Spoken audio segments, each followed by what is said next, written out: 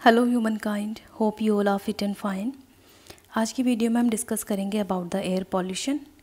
Air pollution क्या होता है, कितने टाइप्स के होते हैं, इनमें क्या क्या स्टेजेस होती हैं और ये एनवायरनमेंट को किस तरीके से नुकसान पहुंचाते हैं। उसके साथ साथ हम जो प्रीवियस ईयर क्वेश्चंस हैं वो भी डिस्कस करेंगे अकॉर्डिंग टू द कंटेंट। तो स्टार्ट करते हैं with the air pollution. Air pollution का मतलब है हमारे एटमॉस्फेयर के अंदर कुछ ऐसे सब्सटेंस, सॉलिड, लिक्विड, गैशियस और रेडियोएक्टिव सब्सटेंस, उनकी कंसंट्रेशन इतनी ज़्यादा हो जाना जो ह्यूमंस की हेल्थ को नुकसान पहुंचाए एंड अदर लिविंग ऑर्गेनिज्म को नुकसान पहुंचाए। तो इसको हम कहते हैं एयर पॉल्यूशन। बेसिकली आप कह सकते हैं कि कुछ भी अनवांटेड चेंज होना एनवायरनमेंट में और उसकी वजह से एनवायरनमेंट का फिज़िकल, केमिकल और बायोलॉजिकल स्ट्रक्चर में डिस्टर्बेंस होना पॉल्यूशन होता है। पॉल्यूशन के डिफरेंट सोर्सेज हो सकते हैं, जैसे कि industrial pollution, vehicular pollution, agriculture pollution and technological pollution. जैसे हम पढ़ रहे हैं एयर पॉल्यूशन, इसके साथ साथ अदर मीडियम्स भी होते हैं, जैसे कि soil pollution, water pollution and noise pollution. Okay, और इसकी स्टेजेस भी डिफरेंट होती हैं। जैसे कि स्टेज के हिसाब से अगर हम देखें तो सॉलिड पॉल्यूटेंट्स होते हैं जिसमें सस्पेंडेड पार्टिकुलेट मैटर आते हैं, लिक्विड पॉल्यूटेंट्स होते हैं जिसमें सीवेज आता है आपका, एंड गैशियस पॉल्यूटेंट्स जो हम जानते हैं कार्बन मोनोऑक्साइड, कार्बन डाइऑक्साइड, इस तरीके से। अगर हम स्टेज की बात करें तो पॉइंट सोर्स पॉल्यूशन भी होता है and non point source pollution भी होता है। इनमें मेजर डिफरेंस ये है, जो पॉइंट सोर्स पॉल्यूशन है उसको हम कंट्रोल कर सकते हैं and non point source pollution को कंट्रोल करना मुश्किल होता है। इसका रीज़न क्या है? जो पॉइंट सोर्स पॉल्यूशन है उसका मतलब है कि एक ही एरियाज़ के अंदर कुछ ऐसी इंडस्ट्रीज़ लगी हुई हैं जहाँ से कुछ गैसेस निकल रही हैं जो एनवायरनमेंट को नुकसान पहुँचा रही हैं। तो हमें पता है कि यहाँ से गैसेस रिलीज़ हो रही हैं तो हम इस जगह को कंट्रोल कर सकते हैं। ये एक ही पॉइंट है, यहाँ से गैसेस निकल रही है, एनवायरनमेंट के लिए हार्मफुल है, तो ये हुआ आपका पॉइंट सोर्स, इसको हमने कंट्रोल किया। बट जो नॉन पॉइंट सोर्स है उसमें हमें पता नहीं कि किस किस सोर्स से गैसेस आ रही हैं एटमॉस्फेयर के अंदर, तो हमें इसको कंट्रोल करना थोड़ा सा मुश्किल होता है। Okay, air pollution is the contamination of air by the noxious substances such as exhausted fumes, industrial waste. It leads to the health problem in humans and adverse environmental effect and the climate change. इसके दो source हो सकते हैं, natural source and the man made source. Man made source को हम anthropogenic source भी कहते हैं। ठीक है, ये क्वेश्चंस में पूछा जा सकता है तो आप याद रखिए एंथ्रोपोजेनिक सोर्स। नेचुरल सोर्स के अंदर क्या आता है, जैसे कि फॉरेस्ट फायर। जब ऑस्ट्रेलियाज़ के, अपने बहुत बार न्यूज़ में सुना होगा कि ऑस्ट्रेलिया में समर ज़्यादा होने की वजह से, टेम्परेचर बढ़ने की वजह से वहाँ पे फॉरेस्ट फायर होती हैं। तो फॉरेस्ट फायर होने की वजह से, क्योंकि वहाँ पे भी वुड है, लीव्स है, उनके जलने से SO2, CO2 इस तरह की गैसेस निकलती हैं जो कि नेचुरल सोर्स है हमारे एनवायरनमेंट को नुकसान पहुँचाने का। दूसरा है वॉल्केनिक इरप्शन। जैसे कि वॉल्केनिक इरप्शन होता है तो उसमें से SO2 gas, majorly SO2 gas निकलती है, वो भी एनवायरनमेंट के लिए नुकसानदायक है। नेक्स्ट होता है जो डिग्रेडेशन होता है बायोलॉजिकल वेस्ट का, जैसे पेड़ों की पत्तियां गिर जाती हैं या ऑर्गेनिज्म, माइक्रो ऑर्गेनिज्म और डिफरेंट बड़े बड़े ऑर्गेनिज्म भी जब मर जाते हैं, डेड हो जाते हैं, डिकम्पोज होते हैं, तो उनका जब डिग्रेडेशन होता है तो उससे भी डिफरेंट गैसेस निकलती है। जैसे हमने लास्ट वीडियोज़ में पढ़ा था कि जो पत्तियाँ सूख जाती हैं पेड़ की तो उनसे भी सल्फर डाइऑक्साइड निकलता है और वो भी एसिड रेन में अपना पार्टिसिपेशन देता है। तो ये बायोलॉजिकल वेस्ट के से भी कुछ गैसेस निकलती हैं जो एनवायरनमेंट के लिए नुकसान की है। बट इंपॉर्टेंट बात यह है कि ये इतना ज़्यादा नहीं होता कि ये कंट्रोल नहीं होता। नेचर इसको खुद से कंट्रोल करता है, क्योंकि नेचर में कुछ माइक्रो ऑर्गेनिज्म भी हैं जो डिग्रेडेबल सब्सटेंसेस, मतलब जो बायोडिग्रेडेबल वेस्ट है उसको डिग्रेड कर देते हैं। तो इस तरीके से ये खुद से कंट्रोल हो जाता है। बट जो मैन मेड पॉल्यूशन है, जो एंथ्रोपोजेनिक पॉल्यूशन है, जिसमें डिफरेंट गैसेज आती हैं, carbon monoxide, carbon dioxide, smoke, particulates matter, ये बहुत ज़्यादा हार्मफुल होता है। इसको हम अभी देखते हैं। The air pollutants are of two types. दो तरह के एयर पॉल्यूटेंट्स होते हैं, gases pollutants and the solid pollutants. Gases pollutants के अंदर कार्बन कंपाउंड्स आएंगे जिसमें कार्बन डाइऑक्साइड, कार्बन मोनोऑक्साइड होगा। सल्फर कंपाउंड्स आएंगे जिसमें सल्फर डाइऑक्साइड, हाइड्रोजन ऑक्साइड होगा आपका। नाइट्रोजन कंपाउंड्स में नाइट्रजन ऑक्साइड होते हैं एंड नाइट्रस ऑक्साइड होता है जो कि ग्लोबल वार्मिंग गैस भी है। वोलेटाइल ऑर्गेनिक कंपाउंड्स होते हैं, क्लोरोफ्लोरोकार्बन होती है। तो जो carbon dioxide and carbon monoxide है, बेसिकली इसमें डिफरेंस ये है कि कार्बन मोनोऑक्साइड इनकम्प्लीट कंबशन से होती है। जब इनकम्प्लीट कंबशन, जैसे कि आपकी कैंडल है, ठीक है, जब कैंडल बर्न करती है तो यहाँ पे आप ब्लैक कलर का सब्सटेंस देखेंगे जो कि इनकम्प्लीट कंबशन की वजह से ये ब्लैक शूटिंग हो जाती है जहाँ से कार्बन मोनोऑक्साइड निकलती है। इसीलिए कहते हैं कि कैंडल के पास बैठकर नहीं पढ़ना चाहिए, क्योंकि कार्बन मोनोऑक्साइड के अंदर हायर टेंडेंसी होती है हीमोग्लोबिन से बाइंड करने की, और ये हीमोग्लोबिन से बाइंड करके हमारे लंग्स में चली जाती है आफ्टर मेकिंग कार्बोक्सी हीमोग्लोबिन, जो कि हार्ट्स को लंग्स में चली जाती है और लंग्स को बहुत नुकसान देती है, अस्थमा, ब्रोंकाइटिस, इस तरह की प्रॉब्लम हो जाती है। एक मेजर चीज़ जो आपको यहाँ पे याद रखनी है वो ये है कि अगर हमारे एटमॉस्फेयर के अंदर, यहाँ पर आप बैठे हुए हैं और आपके सराउंडिंग में एक कार्बन मोनोऑक्साइड है और 4 ऑक्सीजन है, ठीक है, 4 ऑक्सीजन के मॉलिक्यूल है, तो आप जब सांस लेंगे तो सबसे पहले कार्बन मोनोऑक्साइड आपकी बॉडी के अंदर जाएगी, ठीक है, एज़ कम्पेयर टू ऑक्सीजन। तो इसके अंदर 4 गुना एफिनिटी ज़्यादा होती है आपकी बॉडी के अंदर एंटर करने की, और ये बहुत ज़्यादा डेंजरस होती है हमारे लंग्स के लिए। दूसरा होता है कार्बन डाइऑक्साइड। कार्बन डाइऑक्साइड कहाँ से रिलीज़ होती है? ये मेजर ग्रीन हाउस गैस है। कार्बन डाइऑक्साइड आपकी मेजर ग्रीन हाउस गैस है, ये आपको याद रखना है।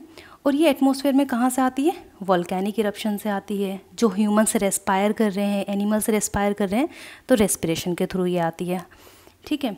बर्निंग ऑफ फॉसिल फ्यूल से आती है, ठीक, और ये ग्लोबल वार्मिंग कॉज करती है। नेक्स्ट हम देखें तो नाइट्रोजन ऑक्साइड्स। नाइट्रोजन ऑक्साइड्स का सोर्स क्या है? Motor vehicles and atmospheric reaction. जो एटमॉस्फेयर में लाइटनिंग होती है उससे भी नाइट्रोजन कंपाउंड्स आते हैं।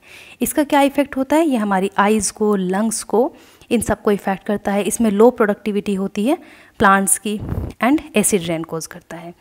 इसके बाद अगर हम देखें ये सल्फ़र कंपाउंड्स में आपके पास है sulphur dioxide and hydrogen sulphide.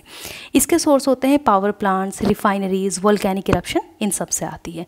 इसका इफेक्ट होता है कि ये हमारी रेस्पिरेटरी प्रॉब्लम ह्यूमंस के अंदर कॉज करती है, और जो प्लांट्स के अंदर जो उनकी लीव्स में क्लोरोप्लास्ट होता है तो उसको डिस्टर्ब करके ये क्लोरोसिस फॉर्म करती है। बेसिकली क्लोरोफिल का लॉस होता है इसकी वजह से, तो क्लोरोसिस प्लांट्स में हो जाता है। और एसिड रेन तो होनी है क्योंकि ये सल्फर डाइऑक्साइड है, तो ये H2SO4 बनाएगी वाटर से रिएक्ट करके, जो कि एसिड रेन का कॉज करते हैं। नेक्स्ट हम देखें वोलेटाइल ऑर्गेनिक कंपाउंड्स, जिसके अंदर आते हैं बेंजीन एंड इथाइलिन, ओके। और इनका सोर्स क्या है? Automobiles and petroleum industries. ये क्या कॉज करते हैं? Respiratory problem and cancer cause करते हैं। देन आपका आता है क्लोरोफ्लोरोकार्बन। जितनी भी एयर कंडीशनिंग सिस्टम है वहाँ से ये गैस रिलीज होती है, एवरीबडी नोज अबाउट दिस। और ये क्या कॉज करती है? जो हमारी ओजोन लेयर है उसको रिड्यूस करती है, उसमें डिप्लेशन होता है। अभी जब हम ओजोन लेयर के बारे में पढ़ेंगे तो हम देखेंगे कि 2 तरह की ओजोन होती है, stratospheric ozone and tropospheric ozone.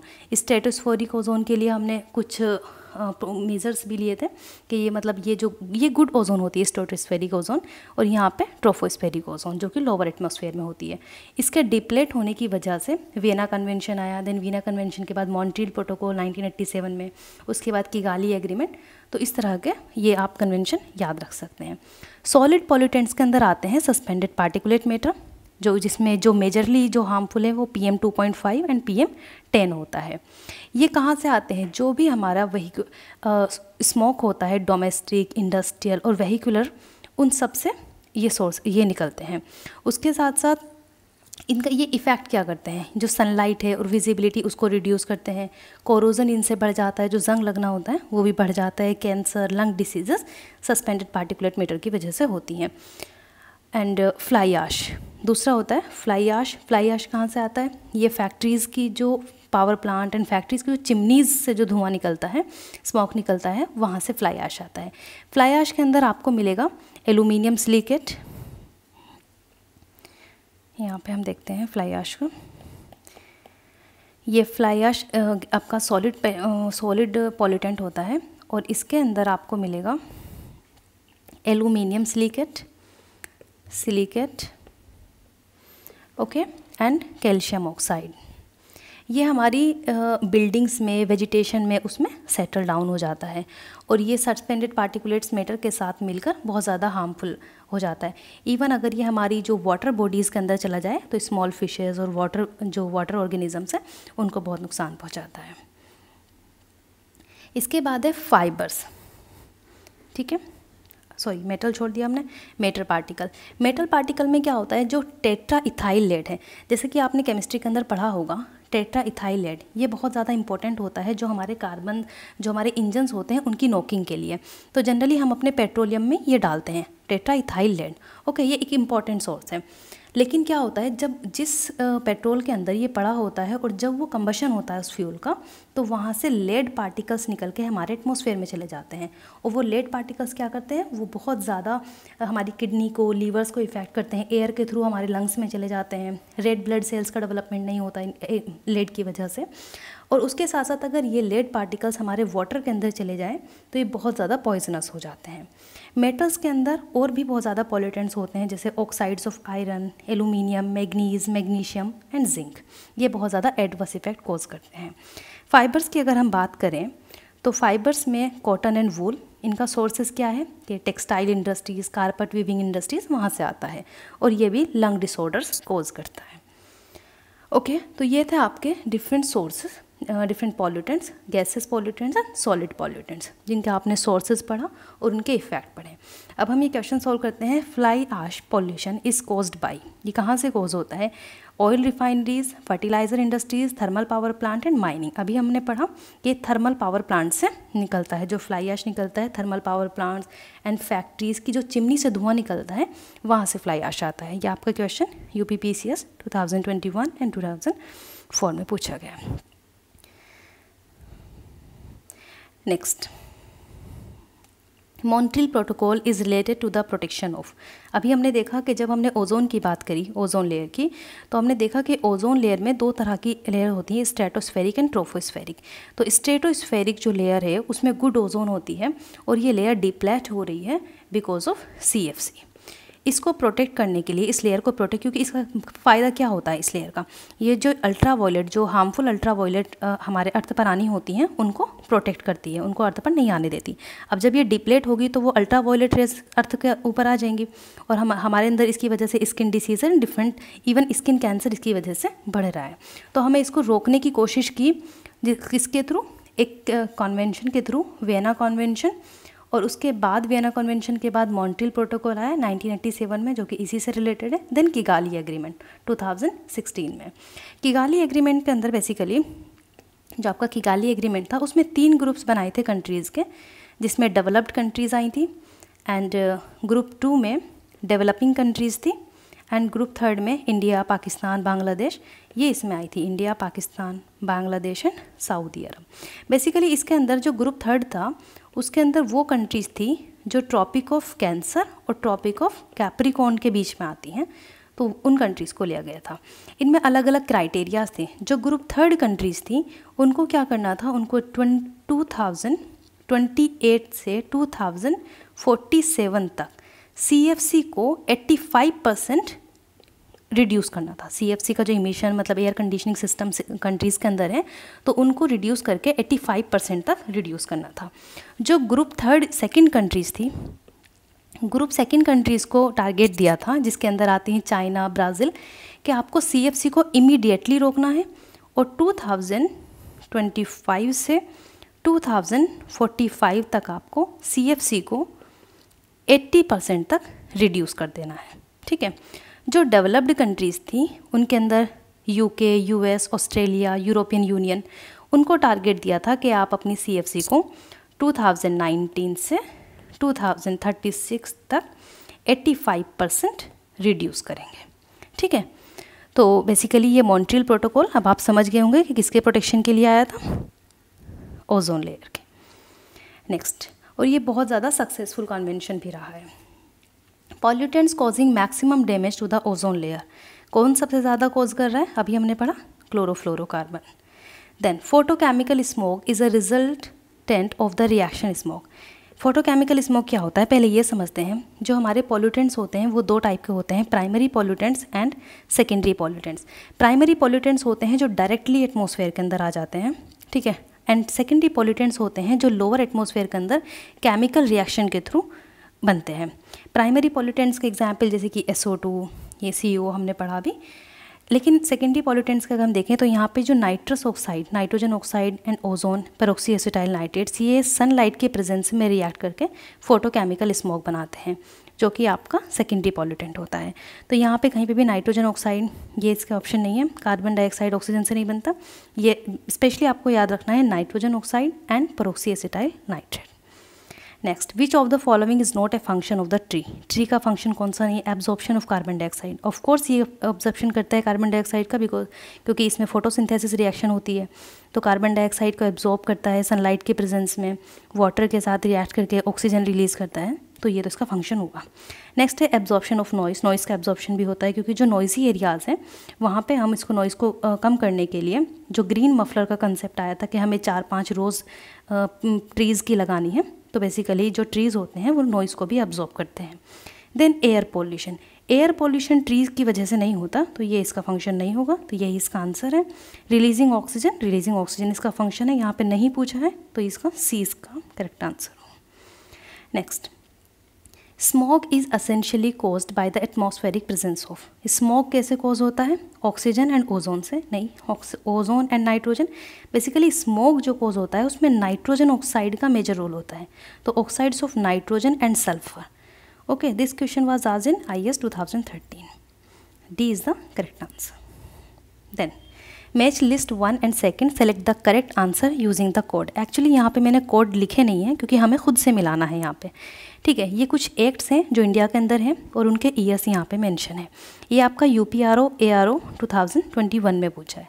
Forest conservation act जो कि 1980 में आया था, ये भी सामने दिया हुआ है। Environment protection act 1986, air prevention and control of pollution act 1981 and water pollution control act 1974।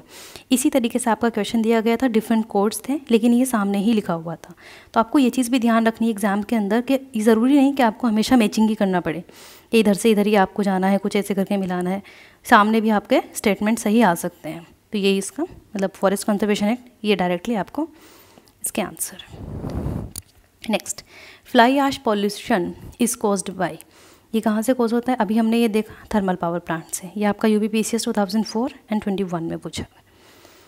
Which one of the following is an air pollutant gas and is released by the burning fossil fuel. तो burning of fossil fuel से hydrogen नहीं निकलती, nitrogen नहीं निकलती, oxygen नहीं, sulphur dioxide the correct answer. Then how is the National Green Tribunal different from the Central Pollution Control Board CPCB। अगर हम इसकी बात करें तो NGT इस्टेब्लिश्ड हुआ, इसमें फर्स्ट स्टेटमेंट है कि NGT इस्टेब्लिश्ड हुआ था by an act, whereas CPCB was created by an executive order of the government. देखो NGT तो एक एक्ट के थ्रू आया था जो कि NGT एक्ट था 2010, ठीक। बट CPCB एक स्टैचुरी ऑर्गेनाइजेशन है जो कि 1974 में कॉन्स्टिट्यूट हुआ था under the water prevention and control of pollution act 1974। तो ये किसी एग्जीक्यूटिव ऑर्डर की वजह से नहीं आता, तो आपका ऑप्शन 1 गलत होगा। Then NGT provides environmental justice and helps reduce the burden of litigation in the higher court, whereas the CPCB promotes the cleanliness of streams and aims to improve the quality of air in the country.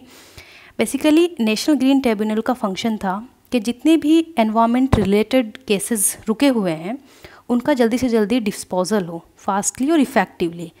वो environmental protection से related हों, conservation of forest से related हों, या किसी other natural resources से related हों। Even अगर किसी लीगल राइट्स की बात हो रही है जो एनवायरमेंट से रिलेटेड है, उस तरह के केसेस को भी NGT डील करेगा। तो यहाँ पे आपका स्टेटमेंट 2 सही है, तो ऑप्शन आपका B is the correct answer. For the betterment of human life which of the following step is important. Afforestation, afforestation का मतलब होता है नए पेड़ लगाना किसी जगह पे। बैन ऑन माइनिंग, माइनिंग को बैन करना। अगर आप एनवायरनमेंट की प्रोटेक्शन की वजह से देखें तो आपको लगेगा कि माइनिंग को बैन करना एक अच्छा स्टेटमेंट है, लेकिन उसकी वजह से हमारी इकोनॉमी डिस्टर्ब हो जाएगी, तो ये ह्यूमन का वेलफेयर तो नहीं हुआ। Then protection of wildlife, protection of wildlife is a good step, but अगर हम चारों स्टेटमेंट में देखें तो एफोरेस्टेशन इज़ द बेस्ट, क्योंकि एफोरेस्टेशन का मतलब होता है किसी नए एरिया पे प्लांट्स को लगाना, जिससे ऑक्सीजन एटमॉस्फेयर के अंदर बढ़ेगी, जो ग्रीन हाउस गैसेस है, ग्लोबल वार्मिंग है, वो रिड्यूस होगी। तो बेसिकली जो एयर है वो फ्रेश हो जाएगी, एयर पोल्यूशन कम होगा, तो हमारा एनवायरनमेंट जो है वो फ्रेश होगा। Reduce the use of natural resource, natural resource का यूज़ हमें सस्टेनेबल वे में करना चाहिए, ये सही है, बट ये ह्यूमन लाइफ के लिए बेटरमेंट अगर हम कहें कि अगर जो ह्यूमंस की ज़रूरत है उसके हिसाब से रिड्यूस कर दें नेचुरल रिसोर्स को, that's not a good deal. तो यहाँ पे A is your correct answer.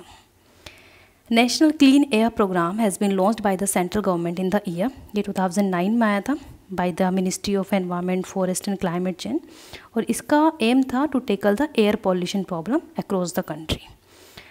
Okay, Consider the following statement. Assertion A, soil pollution is more dangerous as compared to industrial pollution.